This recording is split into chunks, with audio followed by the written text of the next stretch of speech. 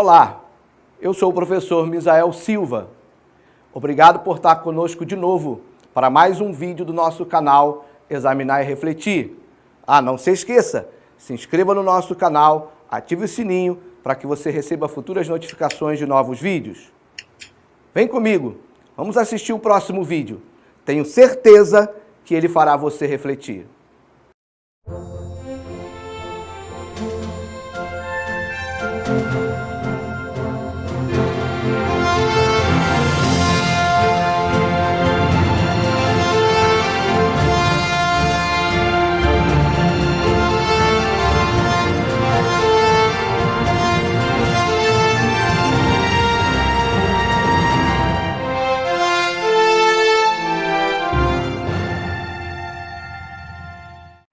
Olá, sou o professor Misael Silva, que bom que você está conosco mais uma vez aqui no nosso canal Examinar e Refletir. Nós estamos neste momento, a partir de 2 vídeos anteriores, se você quiser buscar lá no nosso canal, você vai poder encontrar, nós estamos fazendo um exame e uma reflexão sobre a própria proposta do canal Examinar e Refletir. Nós falamos dos seus fundamentos, falamos da sua linha de ensino, e hoje nós vamos seguir na mesma linha. Vamos continuar examinando e refletindo a proposta do canal Examinar e Refletir. A ideia é poder, lá na frente, diante de certos questionamentos, de certas argumentações, sobre coisas que vamos falar, as pessoas poderem retomar quais os fundamentos, qual a linha de ensino que está norteando o trabalho, a proposta do canal Examinar e Refletir. É importante que você não pegue as coisas de forma isolada. É importante que você não utilize de uma análise, de um questionamento, sem a devida contextualização. Então, quando você for pensar sobre certas afirmativas, sobre certas questões, sobre certas reflexões propostas pelo canal, dá uma relembrada nos seus fundamentos, na sua linha de ensino, naquilo que está sendo colocado a respeito do canal, antes mesmo de nós partirmos diretamente para determinadas reflexões mais específicas. Hoje, ainda nessa mesma linha, a gente vai fazer a reflexão número 4, aí falando ainda sobre o examinar e refletir, e vamos responder a seguinte questão: que subsídios complementarão os exames e as reflexões que vamos fazer? Lembrando uma fala de Paulo aos Tessalonicenses, examinai tudo, retende o bem. Então vamos lá. Primeiro subsídio complementar aquilo que nós já colocamos anteriormente nos vídeos anteriores, que você pode ir lá buscar no nosso canal. Primeiro subsídio para nossos fundamentos, para nossa linha de ensino, é a importância da congregação ou do templo. A relação de Jesus Cristo e dos apóstolos com o templo e a congregação. Está enganado quem possa pensar que o examinar e refletir quer levar as pessoas a deixarem as suas igrejas. Se você buscar lá nos nossos vídeos iniciais, você vai ver que eu dei a minha justificativa, né, de apesar de um discurso talvez na contramão do que está aí, eu não tomar nenhuma atitude no sentido de ruptura com a minha igreja, até porque eu expliquei tudo lá, você pode ver depois lá no vídeo, as razões pelas quais eu não provoco essa ruptura. Né? Então, o templo é importante, estar no templo é importante, estar em convivência social é importante para o ser humano. Ninguém se desenvolve, ninguém se aperfeiçoa, ninguém se aprimora sozinho. Então, estar no templo tem a sua função. Paulo diz, não abandoneis as vossas congregações, como é costume de muitos. Jesus foi ao templo, Jesus foi apresentado no templo. É bem verdade que uma vez que ele foi ao templo, ele ficou bastante aborrecido com o que ele viu. Né? Nós citamos já aqui em outro vídeo que Pedro e João curaram o coxo na porta do templo quando eles iam para orar.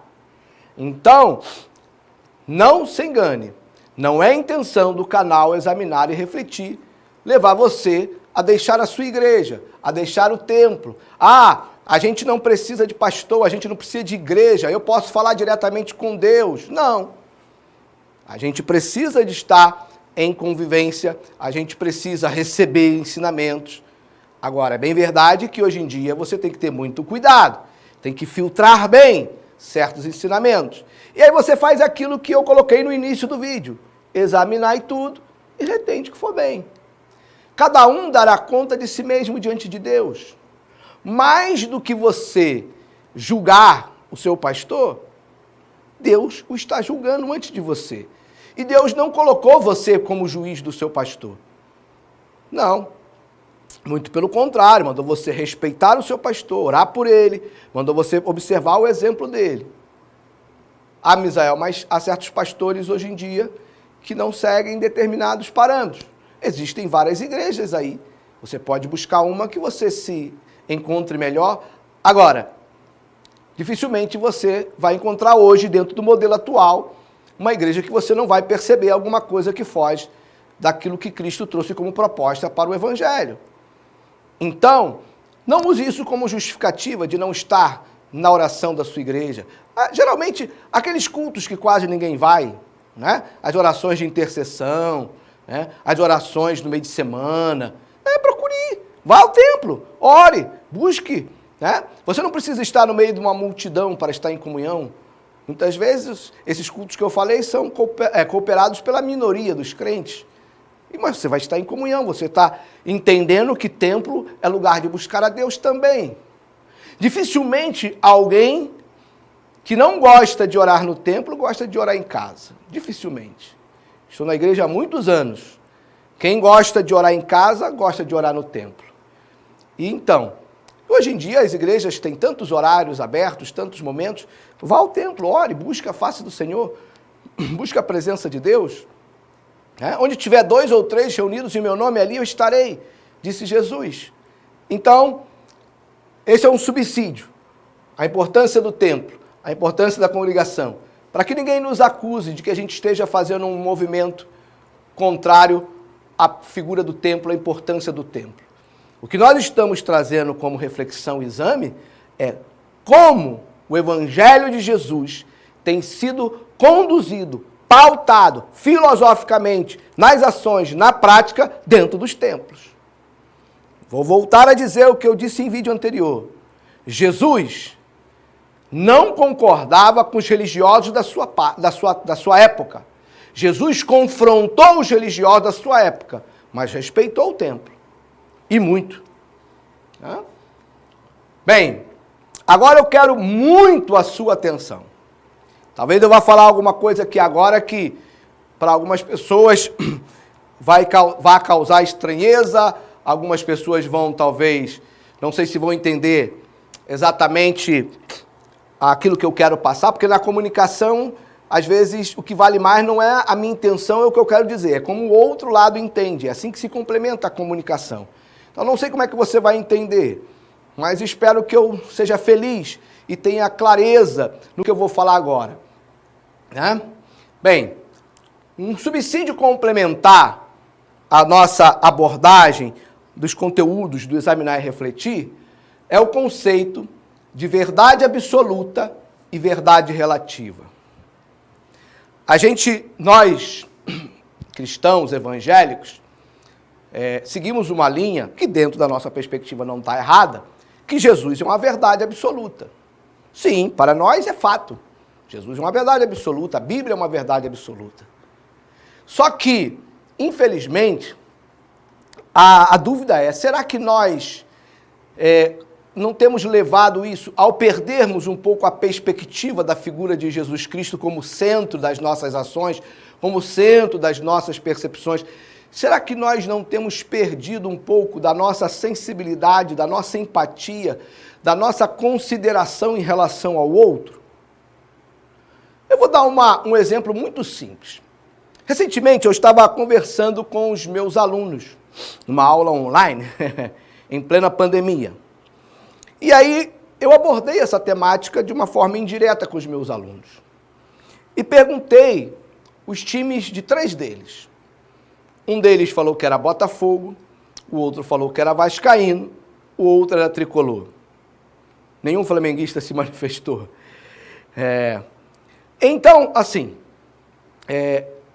onde eu quero chegar? Preste atenção. Uma coisa que me chamou muita atenção é que O Botafogo hoje, e se eu não me engano, ele está hoje, no momento que eu gravo esse vídeo, ele está na penúltima colocação da tabela do Brasileiro. E um aluno meu disse, não existe sentimento maior do que o meu sentimento pelo Botafogo. E a foto dele, lá na internet, é uma foto com roupa do Botafogo, máscara do Botafogo e tudo mais. Onde eu quero chegar com essa metáfora, com essa figura, com essa representação? Para o botafoguense, independente da situação, aquele que realmente ama o seu time, que é verdadeiramente um legítimo torcedor, o Botafogo é o seu melhor time. Para o tricolor, o Fluminense, é o melhor time. Para o vascaíno, o Vasco é o time da virada, é o casaca, time da fusaca, eu não entendo muito aí o linguajar dos vascaínos, mas paixão para muitos vascaínos. O flamenguista, o Flamengo é o melhor time do mundo. O Flamengo é tudo. Algumas pessoas, ao serem sepultadas, são sepultadas com a bandeira do seu time. Tamanha a reverência, o respeito, a importância que aquele time tem. Então, para o meu aluno botafoguense, o Botafogo é uma verdade absoluta na vida dele. Para o Fluminense, para o tricolor, o Fluminense é uma verdade absoluta para ele. Ele não discute isso. Para o vascaíno, para o flamenguista, seus times também são uma verdade absoluta para eles. Só que quando o botafoguense se depara com o tricolor, a verdade absoluta do botafoguense frente à verdade absoluta do tricolor, ela passa a ser relativa. Não por dentro dele, entenda bem o que eu estou dizendo, dentro dele a verdade é absoluta. Mas ao deparar-se com o outro, com o semelhante, a partir do momento que o outro tem uma outra perspectiva, uma outra leitura, a sua verdade perante o outro passa a ser relativa. Jesus diz assim, se alguém te bater numa face, lhe dê a outra. Se alguém te obrigar a andar 1 milha, anda com ele 2. Jesus não está dizendo para eu me acovardar, deixar alguém ficar me batendo. Jesus está dizendo, há momentos que em nome da paz você precisa abrir mão das suas razões. Você precisa abrir mão das suas convicções em prol do outro. Paulo vai dizer assim, se você for à casa de alguém e alguém te disser para você, esse alimento que eu estou te servindo for sacrificado aos ídolos, você não deve comer. Mas, se mesmo que ele tivesse sido sacrificado, mas se a pessoa não disser que ele não foi sacrificado, se ela não disser que foi sacrificado aos ídolos, você deve comer. E a Paulo vai dizer assim, não por causa da sua consciência, mas por causa da consciência do outro. Será que ultimamente nós não temos perdido um pouco essa sensibilidade? De entender que por mais que a verdade para mim seja absoluta, e tem que ser, todos têm. O espiritismo tem suas verdades que para eles são absolutas. O islamismo tem para eles verdades absolutas, todos têm. O ateu tem para ele verdades que são absolutas, todo ser humano tem verdades absolutas. Mas quando se trata da minha relação com o outro, com a minha esposa, com os meus filhos, com os meus amigos, com meus colegas de trabalho, a minha verdade, frente à verdade do outro, ela se relativiza. Porque eu não posso impor ao outro, ainda mais quando se trata de verdades do campo espiritual.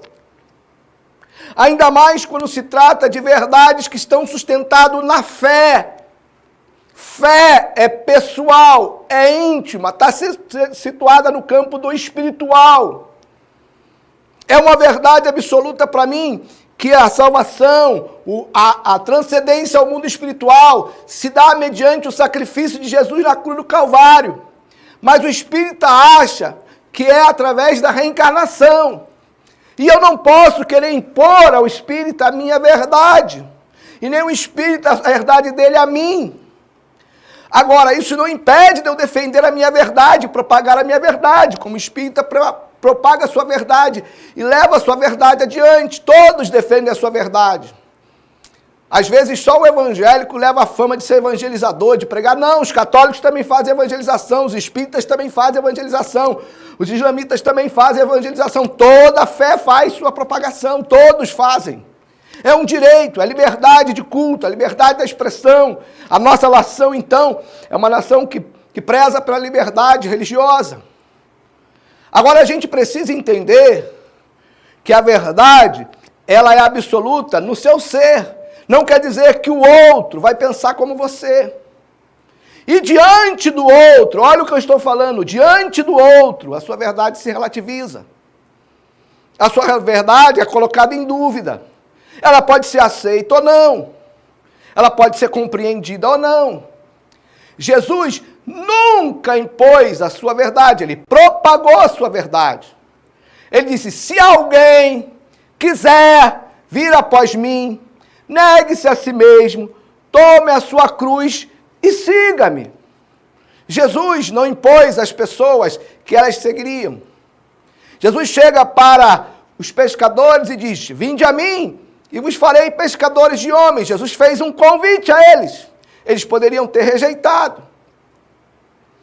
Jesus vai dizer, ó Jerusalém, quantas vezes eu quis te acolher, como a galinha ajunta debaixo das suas asas os seus pintos. E Jesus foi rejeitado. E Jesus foi discriminado. E Jesus foi perseguido. Então, entenda bem.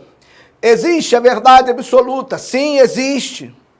A sua fé, ela está calcada numa verdade que para você é absoluta. Mas a sua verdade absoluta, ela se relativiza a partir do momento que o outro pensa diferente de você. A partir do momento que o outro entende diferente de você. E nós temos que ter cuidado, porque senão nós nos tornamos seres humanos arrogantes, soberbos, discriminadores, preconceituosos. Acusamos as pessoas que pensam diferente de nós. Usamos nomes baixos, usamos palavras agressivas para as pessoas que pensam diferente de nós. Jesus só foi agressivo, Jesus só rechaçou os religiosos, os falsos religiosos da sua época.